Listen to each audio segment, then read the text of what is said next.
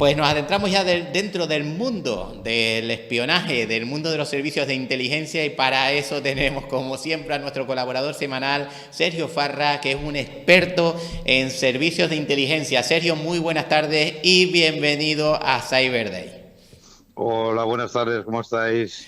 Nosotros muy bien. Antes de que hiciésemos la conexión telefónica contigo, les he dicho a los oyentes que bueno, que se vayan a buscar la gabardina, las gafas, un carnet falso, que se cambien el nombre y nos adentramos ya dentro del mundo del espionaje. Sí, hoy tocaremos un tema muy interesante, nada menos que la figura de un espía en estado puro, ¿no? Lo que le gusta al oyente, ¿no? Y a la gente normalmente. Un diamante en bruto y a la vez muy técnico del espionaje y de los servicios secretos. Es de esos hombres con habilidades especiales y excepcionales para el oficio de espía. Nada más y nada menos que Francisco Paesa, el hombre de las mil caras, que fue un espía de los años 90. La vida de Paesa, su vida como banquero y espía, le llevó a ser director del Banco Nacional de Guinea, imagínate, diplomático de Santo Tomé y príncipe del mismo país. O sea, un buen currículum ya lo tenía, ¿no? Para dedicarse al espionaje. Traficante de armas con ETA, galerista de arte, fundador de bancos, empresario fantasma en Panamá y protegido de la Stasi, nada más y nada menos, de la policía secreta de la Alemania Oriental, ¿no? Pero claro, hablando de Fernando Paesa, al final uno se pregunta, ¿era un espía? ¿Era un banquero? ¿Era un playboy? ¿O un vendedor de armas? Claro, sobre Francisco Paesa, alias Paco, para la gente de confianza, es un hombre que nació en 1936. Se conocen realmente pocos datos fiables, como en todos los buenos espías, ¿no? Que decir que Fernando Paesa sería ese tipo de espía que sin pertenecer, sin ser un agente de carrera, podría colaborar con cualquier servicio inteligente. En este caso fue en los años 90 con el Servicio Secreto Español, el antiguo CSIC, ¿no? Que ni siquiera, en principio, es seguro su nombre. Unos dicen que se llamaba Alberto Seguane o Paesa Abad, etcétera, ¿no? Ni tampoco se sabe si está vivo o muerto actualmente. Este antiguo agente de los servicios secretos españoles que colaboró en los años 90 desarrolló su carrera profesional en la época más farragosa de Felipe González, del gobierno de González, y se ocupó de algunos de los asuntos en los que nadie quería mancharse las manos, lo que se dice de los trabajos sucios. El tiempo convirtió a Paesa en un prestidigitador del poder, tan capaz de lidiar con dictadores como de engañar a corruptos y terroristas, como hemos dicho antes, ¿no? Que tuvo un rifirrafe con ETA muy importante, ¿no? Antes de espía, Paesa había sido banquero, como hemos dicho, y había trabajado para el dictador guineano Macías en el Banco Nacional de Guinea. Su asociación con el dictador terminó cuando Macías le acusó de intentar robarle. O sea, Paesa también era un poco un estafador, ¿no? Aparte de espía. Y algo de cierto debía de haber aquellas acusaciones, porque nada más trasladarse a Suiza, compró el Commerzbank por 1 millón de francos suizos sin que quedara clara la procedencia del dinero. Es entonces cuando coge el sobrenombre del hombre de las mil caras, ¿no? Porque era capaz de moverse por todo el mundo y dejar pocas pistas después cuando pues tenía que darse a la fuga, por decirlo de alguna manera, ¿no? En cualquier caso, su carrera como banquero estuvo en todo momento manchada por acusaciones de estafa, como digo, era un estafador, fraude y también falsificación. Así que por sus estrechos vínculos con paraísos fiscales, ¿no? O sea, él cogía el dinero y le daba la vuelta al mundo 8 o 9 veces, eso en los años 90, estamos hablando. Claro, tras zambullirse en las placas financieras de Europa, trabajaba, digamos, para la mafia también, la Interpol le detuvo en Bélgica en octubre del 76, de 1976. Para entonces estaba considerado todo un playboy debido a su romance con Debbie Sukarno, viudo del expresidente de Indonesia. Imagínate, el hombre sí, era un hombre del mundo, por decirlo. Era lo más parecido al tipo James Bondiano, que sabes que nada me gusta a mí, pero bueno, se parecía bastante en la idiosincrasia del personaje, ¿no? Al salir de la cárcel se vinculó con el tráfico de armas y junto al francés George Starman trataron de vender material bélico al régimen iraní de Khomeini. O sea, imagínate qué carrera, ¿no? Ya qué perfil, qué currículum para dedicarse al espionaje. De todas maneras, la justicia española internacional buscaba desesperadamente el modo de derribar al traficante, claro, porque a la vez era un delincuente. Lo que tal vez desconocían en ese momento es que el hombre de las mil caras, como se le llegó a llamar a Francisco Paesa, trabajaba desde hace años en misiones para los servicios secretos españoles. Lo que hemos dicho, que muchas veces trabajas para un servicio secreto sin ser un agente de inteligencia de carrera, pero que igual la justicia o la policía pues lo desconoce, ¿no? Y gracias a sus contactos a nivel internacional y a su capacidad para ejercer de diplomático en nombre de exóticos países, pues claro, no era embajador en Reino Unido, por ejemplo, ¿no? Si buscaba ya había países en donde podía ejercer sus virtudes, ¿no? De hecho, llegó a ser representante de Santo Tomé y Príncipe ante los organismos internacionales con sede en Ginebra, que le otorgó la inmunidad diplomática. Indiferentemente del país que seas, hay una inmunidad diplomática ante las repetidas competidas judiciales a las que fue demandado, ¿no? Esa operación fue posible gracias a que Paesa vendió a la banda terrorista, imagínate tú, a la banda terrorista ETA, 2 misiles SAM-7 en los que se llamaban ocultos localizadores. O sea, que llegó a engañar a ETA. En vez de venderle 2 misiles operativos, dentro llevaban unos localizadores para localizar el comando. En los mentideros del Estado, Paesa quedó asociado a la operación Sokoa, que es como se llamó a este tipo de operación de venta de misiles, llevada a cabo en noviembre de 1986. La policía francesa recibió de la española el chivatazo para que acudiera a la cooperativa Sokoa, de ahí el nombre de Operación Sokoa, donde halló un enorme zulo de ETA con documentación, listado de pagadores del impuesto revolucionario y un impresionante arsenal de armas, todo de otra. La operación fue posible gracias a que Paesa, el hombre de las 1000 caras, Francisco Paesa, vendió a la banda terrorista estos 2 misiles SAM-7, en los que se llaman ocultos localizadores de origen estadounidense. O sea, que la CIA también estaba de por medio, agentes de la CIA. Pero incluso un hombre tan escurridizo puede tropezarse en su peor momento. Su vida como banquero y espía le llevó a ser director del Banco Nacional de Guinea, como hemos dicho, diplomático de Santo Tomé, traficante de armas con ETA, galerista de Ares, fundador de bancos, empresario en Panamá y en las Islas Vírgenes. Incluso protegido por la Stasi, como hemos dicho, el órgano de inteligencia de la República Democrática Alemana. Le llevó a sobrevivir a todo aquello, pero no al confuso laberinto de los GAL, si recordamos, el Grupo Antiterrorista de Liberación, que se creó en principio para eliminar a terroristas de ETA, y la investigación periodística. Ya sabes que en los 90 había muchos periodistas de investigación muy puros, auténtico Sumi también, terminó salpicando al espía. Al final acabó salpicando y sacando a la luz pues los pocos datos fiables que se tenían sobre él. Sí. Eso sería un poco el currículum, el perfil de Paesa, ¿no? Fernando Paesa. Vaya historia, Sergio. No sé si nuestros increíble. Oyentes están preparados para lo que estás hablando hoy, porque es alucinante. Es de película. Ese hombre sí. Un UMIT en estado puro. Oye, de ese grupo, los GAL, ¿no? De grupo antiterrorista liberal, creo que era, ¿qué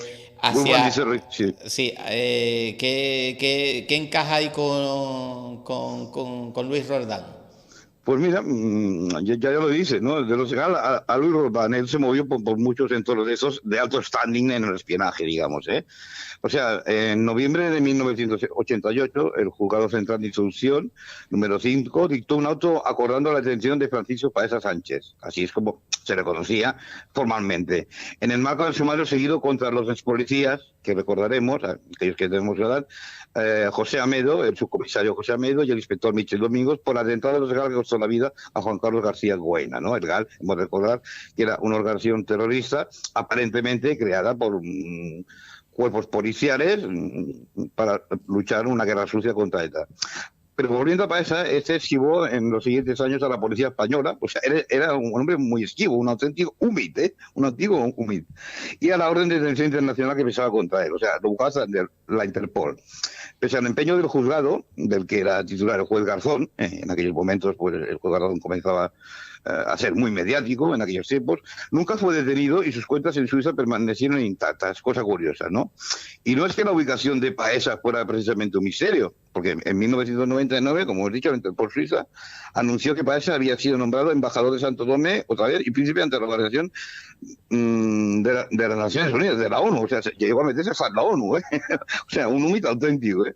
Su condición de diplomático, claro, le daba esa inmunidad. Es más, el gobierno español siguió en contacto con él y le pidió ayuda durante la fuga de Luis Roldán Ibáñez, que hemos de recordar que Luis Roldán fue el exdirector general de la Guardia Civil allá por el 1994, pero era un hombre que cometió unos delitos muy graves, sobre todo de dinero. Se llevó 1.500 euros del cuerpo de la Guardia Civil y bueno, y después se dio la fuga, digamos, ¿no? Con la finalidad siempre de enriquecerse, ¿no? Ilícitamente. El caso Roldán. Al iniciarse la diligencia judicial por su actividad delictiva, Luis Roldán se fugó de España, como os he dicho, en el 94. Sin embargo, con la mediación de Paesa, aquí entra la figura otra vez de Fernando Paesa, el gran espía, bruto, ¿no? Ni bueno ni malo, aquí analizamos la parte más técnica, ¿no? Se logró su regreso a España, con vistas a ser juzgado, Roldán. Roldán llegó supuestamente desde Laos, supuestamente, en una extraña y confusa sucesión de hechos para juzgar que en realidad nunca abandonó París. Eso es, que Paesa se ofreció al exdirector general de la Guardia Civil, buscando por un delito económico muy grave y de estafa y de todo, para hacerle intermediario, pero es que Paesa engañó a todo el mundo, engañó a Roldán, engañó a la policía española, a los servicios secretos españoles y él decía que lo tenía en Laos, cuando en realidad estuvo siempre en París. Luis Roldán nunca se movió de París. Y esta operación la montó, pues, el susodicho, grande en el sentido, desde un punto de vista técnico-operativo, Fernando Paesa. Paesa habría pasado por un buen servidor del Estado y, de hecho, fue recompensado como tal con 300 millones de pesetas. O sea, encima de todo, le sacó 300 millones de las antiguas pesetas al Estado. Salvo por el hecho de que Roldán le acusó de quedarse con el dinero que él había malversado. O sea, aparte de cobrar 300 millones, Fernando Paesa, de los servicios secretos del Estado, en aquel momento, si no recuerdo mal, estaba el ministro Belloc, que tenía 2 ministerios, Justicia e Interior, o sea, era potente el hombre, pues consiguió engañar a ese gran ministro, bueno, a ese ministro que fue de Interior y de Justicia de la vez, ¿no? Pero también en ese caso la causa quedó en nada. O sea, imagínate, investigado por esconder el patrimonio de Luis Roldán, la causa fue archivada el 18 de marzo del 2004, no hace tanto, si le olvidamos el tiempo, por prescripción, o sea, prescripción de delito, y anulada la orden de búsqueda y captura. Y a 6 años resucitó. Sí. Vaya historia. Oye, sí. Sergio, me imagino que la personalidad, bueno, no sé si tienes estos datos, pero ¿cómo sería la personalidad, por ejemplo, de Francisco Paesa? Pues mira, desde un punto de vista psicológico, Paco, como se le llamaba en el argot y en su círculo, Francisco Paesa, es alguien que no sabías que estaba pensando. O sea, es lo que decimos, que siempre tenía cara de póker, ¿no? Se dice vulgarmente.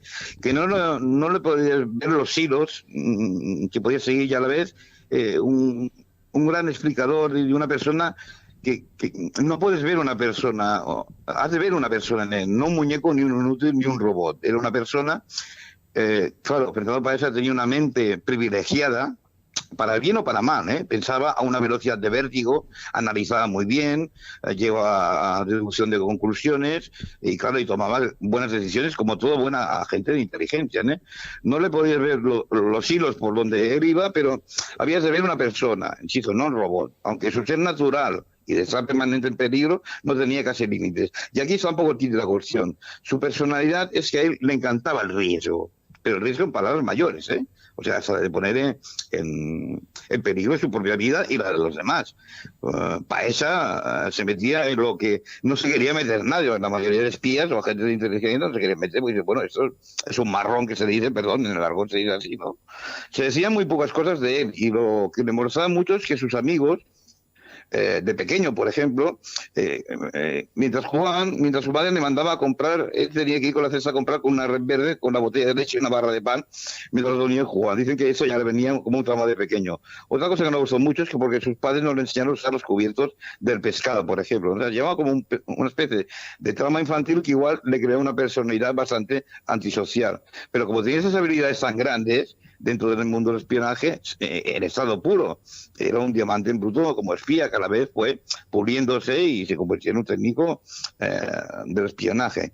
Claro, Paesa lo que necesitaba era esa adrenalina del peligro para vivir. O sea, él necesitaba estar en peligro constante, era lo que se dice vulgarmente un yonki del peligro, de la adrenalina, ¿no? Y a la que terminaba un caso resuelto, pues ya estaba hurmeando y buscando a ver dónde podía ir, a otro caso, ¿no? Podía lucir unas mechas con canas y no era un hombre especialmente atractivo. Lo que pasa es que sí, tenía mucho carisma, ¿no? Era un gran manipulador. Él parecía que estaba como detrás de las cosas de alguien muy listo, muy inteligente y aparte con mucho sentido del humor. Lo que pasa es que se ganaba mucho a la gente. Claro, eso es ser listo, pícaro o inteligente. La gente, bueno, por lo que voy a investigar son las 3 cosas. El hombre listo, pícaro e inteligente.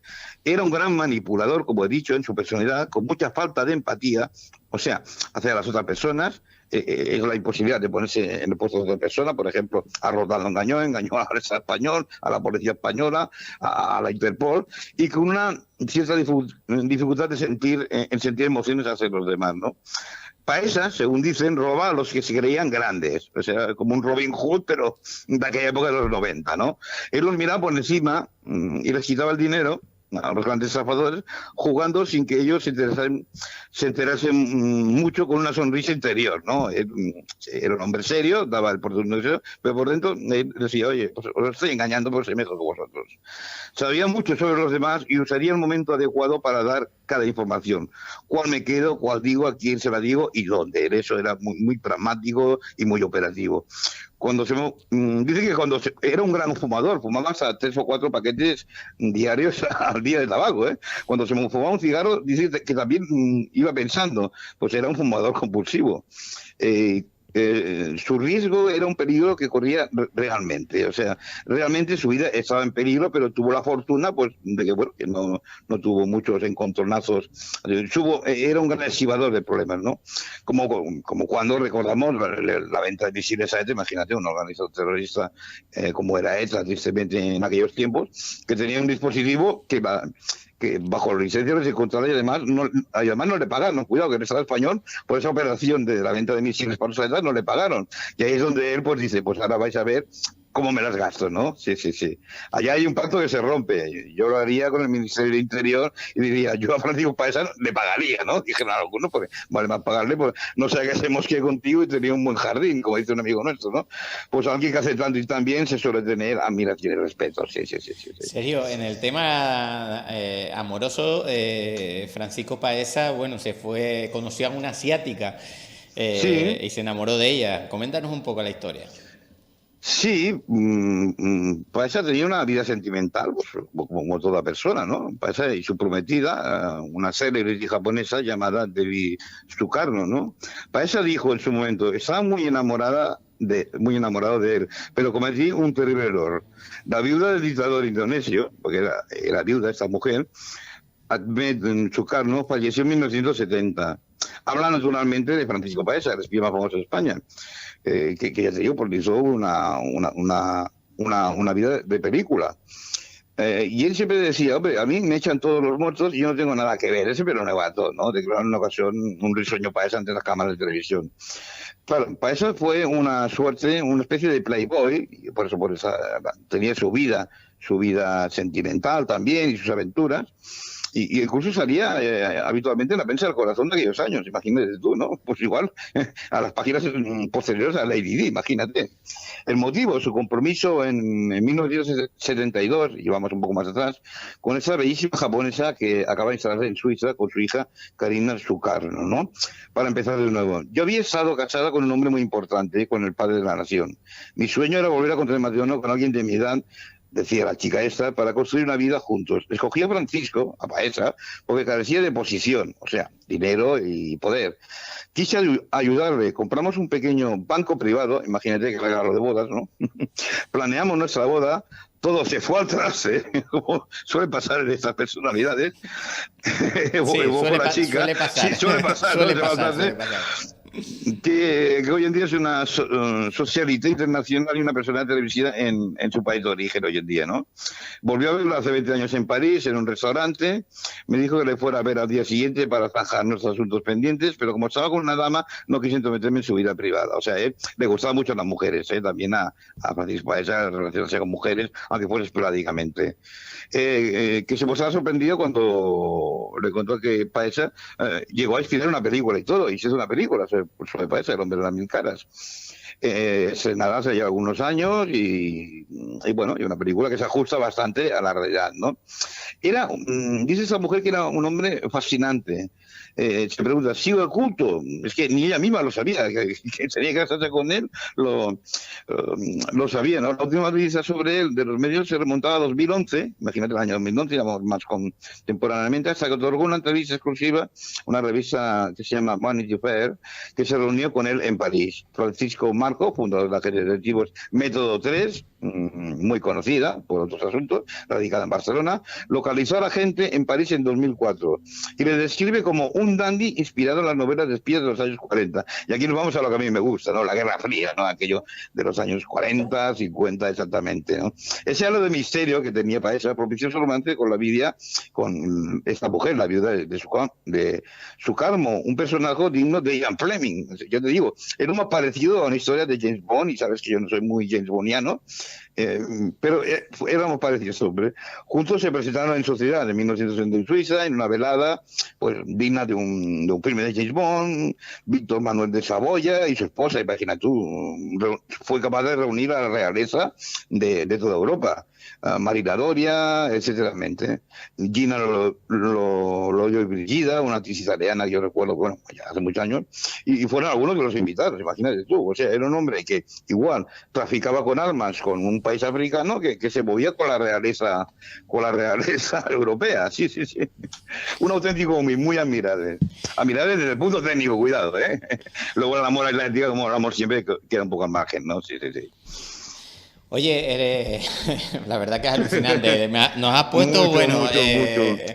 has intentado pues en poco menos de media hora resumir una historia alucinante. Alucinante, sí, sí, Me sí. imagino que dentro de esa historia también existe el espía oscuro, ¿no? ¿Es Francisco Claro. Paesa ese espía oscuro? Claro, claro, claro, claro. Pasa ese un espía muy oscuro. Fue agente secreto, pues, agente secreto diplomático y muerto en vida. De hecho, él mismo, como adelanté la semana pasada, como lo buscaba tanta gente, igual para liquidarlo ya, que se dice en el argot, pues él hizo en un diario sucio, puso su propia escuela que había muerto de un ataque al corazón.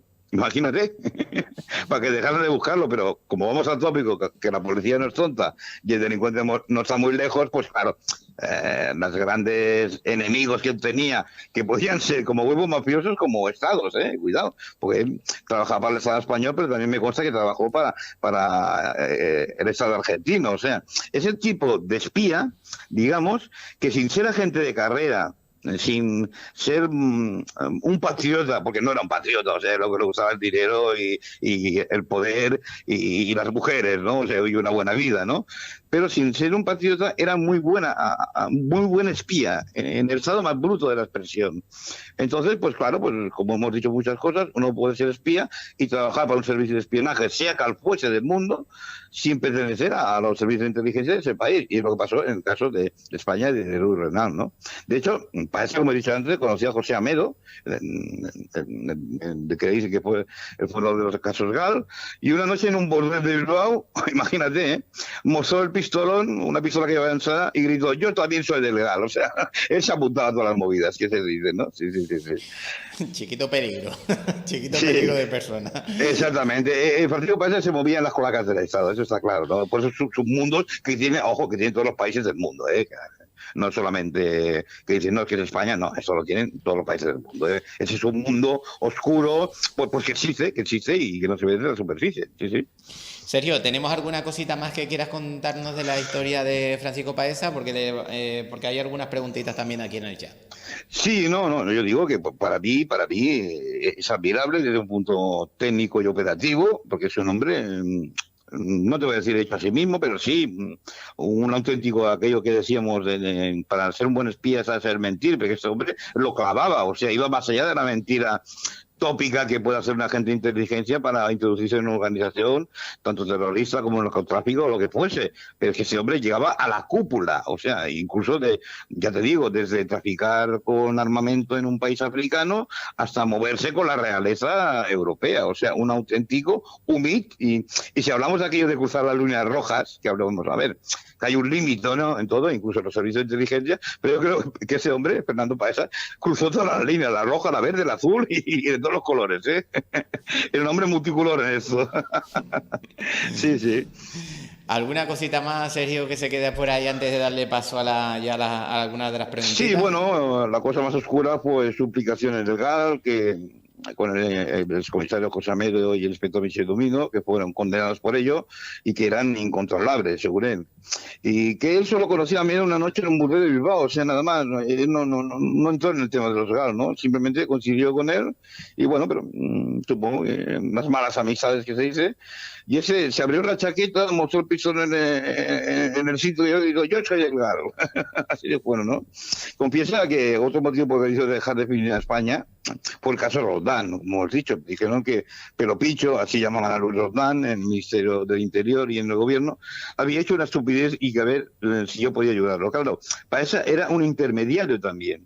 De hecho, hay una cosa que me gustaría apuntar muy breve, que en la entrega del exdirector de la Guardia Civil, Luis Roldán, que se hizo en Laos, pero es que el gobierno de Laos no tiene ni idea. Esto es, no sé si recordaréis, o algunos que ya tienen más o menos mi edad, la figura del capitán Khan, o sea, que se lo inventó para esa.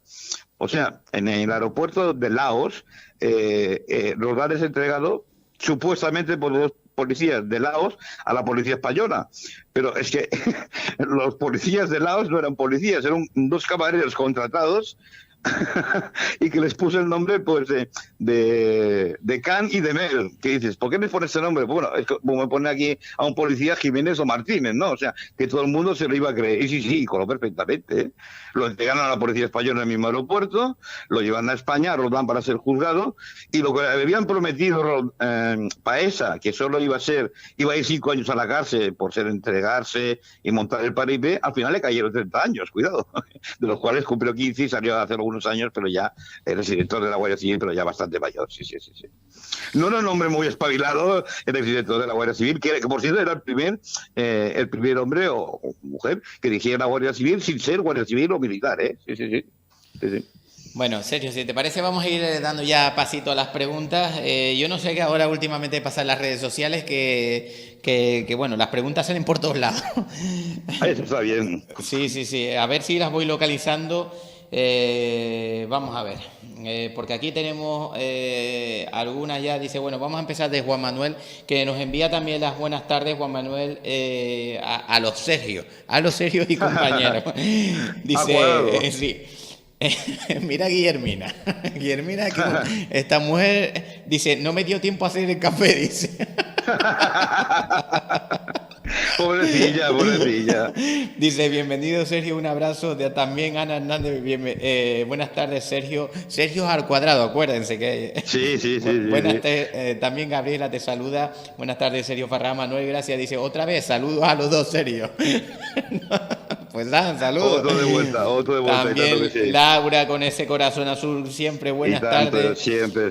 Mira, Gabriela ya se anima, fíjate tú, ya se está metiendo en el papel. Yo tendré que hablar con Nicolás porque... mira la pregunta de Gabriela, dice, hablando del GAL, dinos quién era la persona X, gracias. Claro, que se llegó a decir que siempre que no se pudo demostrar o no se quiso nunca demostrar quién era la persona X, claro.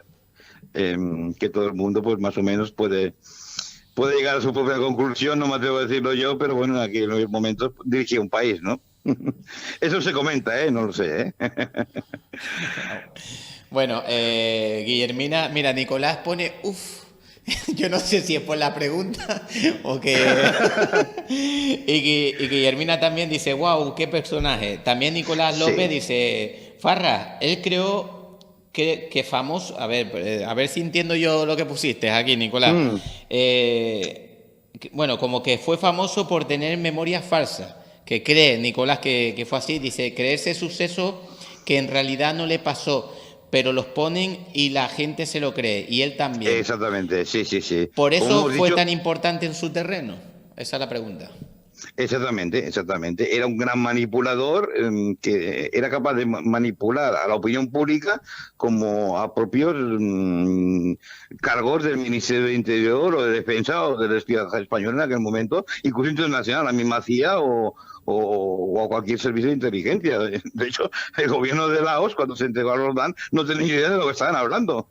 De hecho, él para falsificar la orden de detención se fue a la embajada de Laos, delante de dos policías españoles, pero claro, los policías no entraron con él. Y él lo que hizo es irse a los servicios de la embajada y con un sello de un municipio de España que se parecía mucho al de Laos, pues hizo el papel de los lavabos, imagínate, y le entregó como si fuera una orden de detención, fíjate.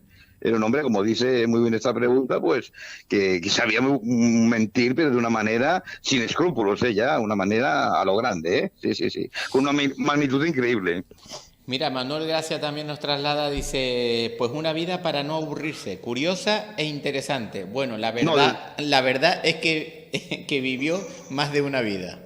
sí, sí, ese hombre vivió lo que se dice a tope de su perspectiva y de sus creencias racionales o irracionales, pero como he dicho antes, dentro de su de su personalidad, era un adicto al riesgo y a la adrenalina. O sea, hay gente que tiene miedo por cualquier cosa y ese hombre era todo lo contrario, le gustaba correr riesgos permanentemente y ya te digo, cuando acabó una misión ya quería meterse en otra, o sea, necesitaba ese riesgo, aparte de que le costaba mucho el dinero, pero también le encantaba mucho el riesgo, la manera de conseguirlo, sí. Sí, sí. Mira, José Luis Ochoa, como siempre, el análisis de José Luis a todo tu análisis, Sergio, dice José Luis. Es evidente que conocía el código de comercio a la perfección, de ahí que obtuviera su inmunidad diplomática y sin lugar a dudas conocedor de los funcionamientos de las cloacas de Europa y sus comercios. Exactamente, conocía la parte buena, digamos, la jurídica y la parte mala, la más oscura, ¿no? Él sabía mucho de leyes, sabía cuándo lo podían extraditar o no lo podían extraditar, cuándo podía acogerse a la inmunidad diplomática y sabía moverse muy bajo, pues, muy bien por los bajos fondos, bueno, bajos fondos más que nada, por las sombras del espionaje y de las operaciones más sucias que se podían hacer en aquellos tiempos, sí, sí, sí, sí, sí. Y muy peligrosas, sí, sí. Incluso ya te digo, como vender 2 misiles falsos a esta, imagínate. Dice José Luis también, dice, no nos olvidemos de que en todas las tramas e implicaciones del gobierno fueron brutales y propició sin lugar a dudas la caída del PSOE, con el encarcelamiento de muchos ministros y con otros sí, no tan llamativos. Paesa era un vendedor de informes, un mercader que sin lugar a dudas, a ver si me da tiempo leerlo, poseía secretos y las fórmulas necesarias para lograr la inmunidad, tanto en España como en otros países. Él cobraba sus comisiones y creaba funciones reales por las que luego cobraba un mago. Sí, muy bien explicado y me ha gustado mucho esto de la palabra de mercader, exactamente, era como un mercader, ¿no? De la antigua Venecia, ¿no? Él, pues su mercancía eran, en este caso, los problemas de las personas y él les prometía que les sacaría de una situación, pues, de cárcel de una pena de 30 años a cambio de una comisión, ¿no? Pues, bueno, el caso Roldán le adelantó $1 millón de la época, de los años 90, pero bueno, es que al final se quedó con el $1 millón, como he dicho antes, se quedó con los 1.500 millones que fue sacando poco a poco a través de una persona que le ayudaba en esos meses. Paesa no trabajaba solo, tenía sus ayudantes, por decirlo de alguna manera. Y bueno, y 300 millones del ministro del Interior, y en aquel caso era el señor Bellot, que dirigía dos ministerios y era difícil colarse a ese hombre, que era un hombre muy inteligente, pero Paesa lo consiguió, sí, sí, ahí está su grandeza, ¿no? Su grandeza dentro de la parte técnica y operativa, sí, sí, sí. Pero me gusta mucho la palabra mercader, sí, sí, sí. Oye, dice también Manuel Gracia, se nota que son conocedores de esta historia de Francisco Paesa, dice, murió y resucitó, todo un personaje. Sí, sí, sí, sí, ya te dijo, él se vio muy acorralado y no se vio otra cosa aparente en aquellos tiempos, que se ponían muchos anuncios en los periódicos, no era la era de internet obviamente, entonces puso que su esquema, como si fallece de un ataque al corazón, y claro, pues mucha gente se lo creyó, ay pobrecito, o menos mal que ha fallecido, ¿no? Eso depende de que lo mirara, pero claro, mucha gente no llegó a creer eso, sobre todo servicios de inteligencia, porque era perseguido por unas causas muy grandes y muy graves, ¿no? Pero sí, sí, el hombre salía adelante, sí, sí. Probablemente por eso, porque tenía una personalidad que creía mucho en sí mismo, también tenía una personalidad sociopática, a ver, él sabía que estaba haciendo el mal a sabiendas, por decirlo alguna vez, pero a la vez lo compensaba, pues bueno, pues con una colaboración, pues bueno, si yo he hecho una operación de tráfico de armas en el mercado negro, pues igual me lo conmutan porque voy a ayudar a ese gobierno con un problema que tiene, pues con cualquier persona, ¿no? Entonces, pues hacemos un quid pro quo, ¿no? Entonces hago por mí y yo hago por Luis. Y esa era su filosofía, sí, sí. Mira, ahora mismo estaba hablando con nuestra siguiente invitada que está dando formación en la Escuela de la Policía Nacional de Colombia y me había mandado un Sí. audio y le estaba poniendo que no puedo responderle porque estamos en directo. Dice, bueno, te veo en 15 minutos. Eso fue- Claro que sí, claro que sí. Estas son las cosas del directo, las cosas que pasan aquí Sí, en sí. CL Radio. Oye, Sergio, de esta historia es de las que más, de todos los análisis que hemos hecho aquí en Cyber Day, que por cierto, creo que hoy es el programa ya número Sí, sí, sí. 23, casi Sí, nada. sí, hemos hecho Recuerden, eso. CL Radio lleva funcionando, para aquellos que no lo saben, 2 meses y medio. Pues 23 Ujú. programas solo en Cyber Day. Ya, Sí, ya sí, la sí. verdad creo que hemos pasado las 100 emisiones en directo a día de hoy, así que todo un lujazo. Muy bien. Enhorabuena, sí, porque lo estás haciendo muy bien y yo sabes que sigo otros colaboradores y colaboradoras, que el servidor aprende mucho y siempre hacia adelante. Y en nuestro tema, por ejemplo, el servicio de inteligencia, muchas cosas quedan por tratar, ¿eh? Me iba a hacer la pregunta si crees que es el tema mejor que hemos tratado o el más aparente. Ese, por ejemplo, de Francisco Paesa. Sí, que de todos los análisis que hemos hecho aquí Sí, bajo tu espacio, ¿cuál es el programa que más te ha llamado? Es porque este sin duda alguna es una historia pues sí. emblemática, ¿no? Entonces, Sí, irreal, ¿eh? Aquí no nos irreal. inventamos nada, ya sabes que nos basamos en hechos científicos y empíricos, ¿eh? Esto pasó de verdad. Esto pasó, lo de Paesa, pasó de verdad. Hombre, a mí los que más me gustan son los que hablan sobre temas UMIT, ya lo sabes, y sobre todo el espionaje de la Guerra Fría. Eso son mis preferidos, decimos, ¿no? Pero también el espionaje va a tantas cosas, ¿no? Que puedes hablar de muchos conceptos, definiciones, historias que han pasado, historias que se han inventado, el espionaje del siglo XXI también lo toquemos, con la inteligencia artificial, historias del espionaje, o sea, hay mucho que hablar sobre el espionaje, aparte de casos concretos como este, por ejemplo. Sí. Bueno, y Sergio, ¿qué nos tienes preparado ya? Porque hemos tocado hoy un tema bastante interesante, pero ¿qué nos tienes ya? Sí. Porque vamos, los seguidores seguro están pensando, ¿qué habrá la próxima Sí. semana? ¿Qué nos tienes preparado? Pues mira, yo estaba pensando en tocar el tema de geopolítica y espionaje. Digo geopolítica, pues una ciencia que hoy en día está muy en boga, muy de moda, y claro, que explica pues cómo está cambiando el mundo, todo lo estamos viendo, ¿no? El nuevo orden mundial, decimos, ¿no? Y cómo los espías influyen en ese nuevo cambio del mundo al que estamos presenciando. Aparte de ese proceso del coronavirus, pues también eso ya está más o menos un poco escrito en el bloque de hielo ese que tú dices, ¿no?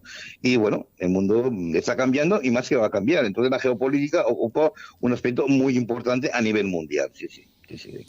Bueno, Donde entran países que van a sorprender que pueden llegar a ser primeras potencias mundiales, sí.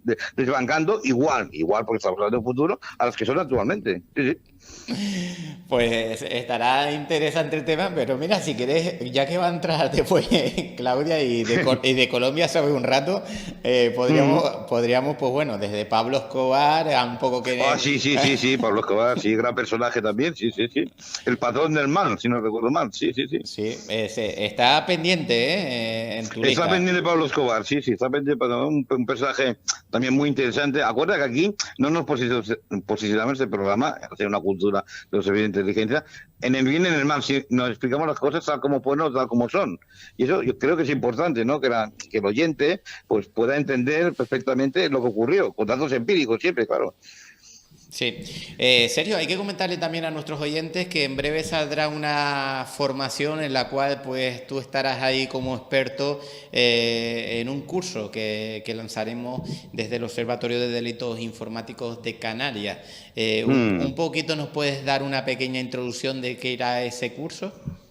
Pues sí, será un curso muy aparente en el sentido que es un curso dirigido a personas, tanto a profesionales pues de las fuerzas y cuerpos de seguridad del Estado, como personas que sean interesados en aprender, ¿no? Es un curso abierto a todo el mundo y donde se cuenta, pues en este curso pueden aprender de la historia del espionaje, cuáles son los mejores servicios de inteligencia del mundo, qué papel han jugado, geopolítica, técnicas de seguimiento, técnicas UMIT, espionaje electrónico, etcétera. Es un curso muy completo en el cual la gente puede aprender mucho, ¿no? Porque incluso muchos policías y y guardias civiles me preguntan, oye, ¿y eso cómo es o cómo es lo otro? Digo, hombre, pues claro, porque en la academia, como sabrán, no te preparan para espía, ¿no? Te preparan para ser un buen policía, un buen guardia civil o un buen policía local, pero no les preparan exactamente para ser espía. Un espía es otra cosa, ni mejor ni peor, pero es otro oficio.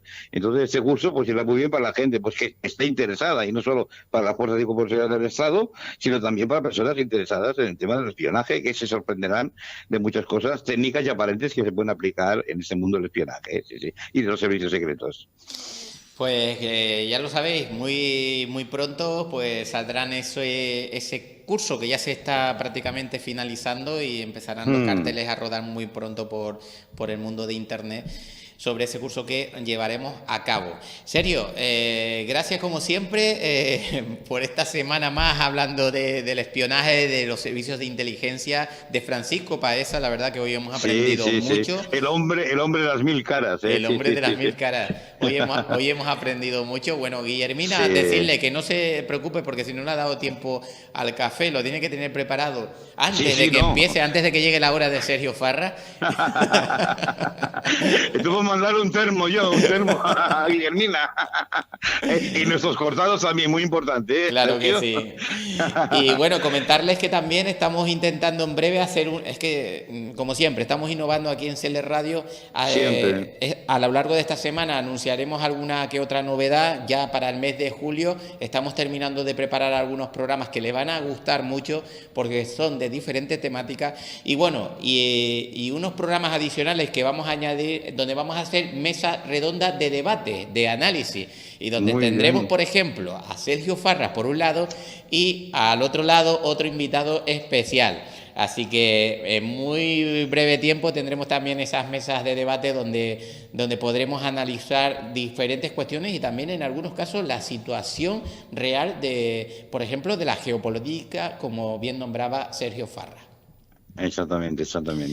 Sergio, ¿qué te digo? Que te envío un fuerte abrazo, que gracias por colaborar otra semana más aquí en el programa Cyber de CL Radio y que ansioso ya para que llegue la próxima semana, otro lunes más y podamos disfrutar de ese conocimiento que tienes ahí en tu mente.